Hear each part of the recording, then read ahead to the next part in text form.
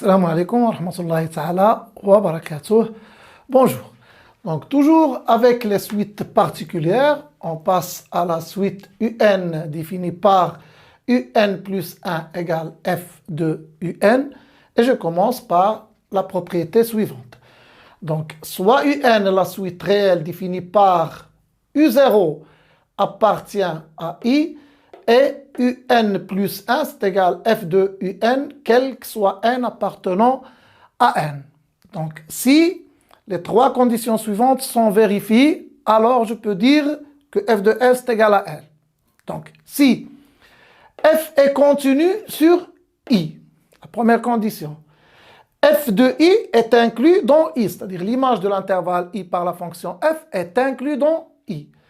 Et enfin, UN converge vers L, donc si ces trois conditions sont vérifiées, alors cette limite de cette suite UN vérifie cette équation, c'est-à-dire que F de L égale L, autrement dit, que L est solution de l'équation Fx égale X.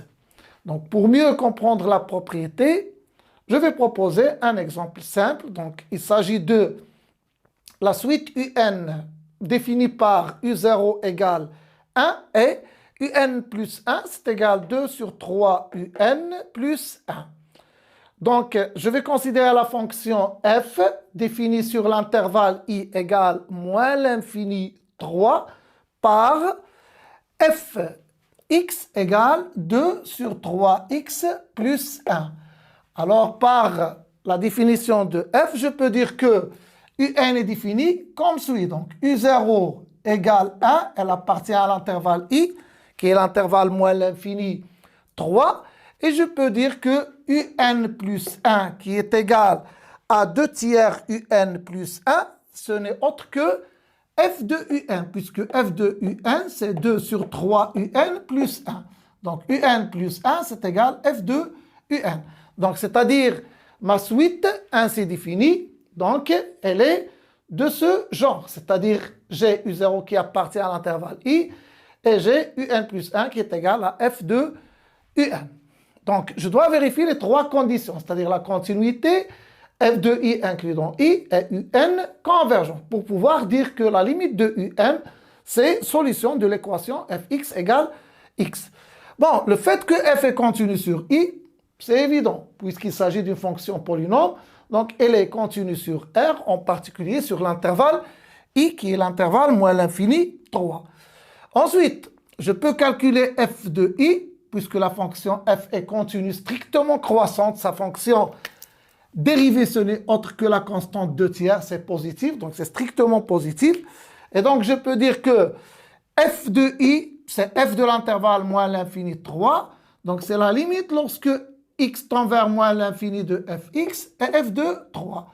La limite lorsque x tend vers moins l'infini de fx, ce n'est autre que moins l'infini. Et f de 3, donc c'est 2 sur 3 fois 3, donc c'est 2, plus 1, donc ça fait 3. Donc je peux dire que f de i est inclus dans i. On a même f de i égale i dans ce cas.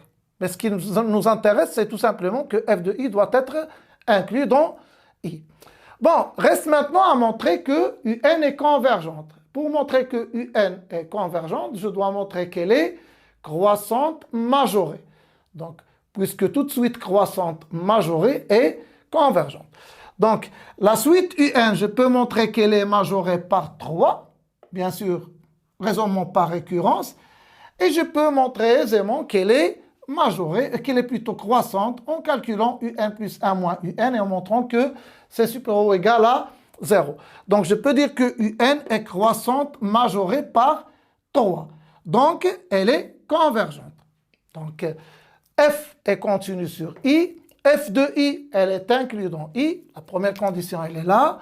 La deuxième est là. La troisième, donc, c'est UN est convergente.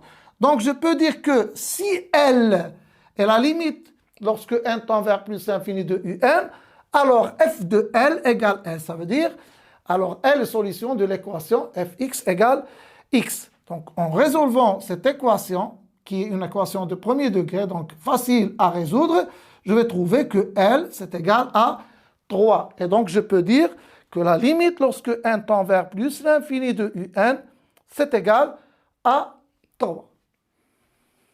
À bientôt.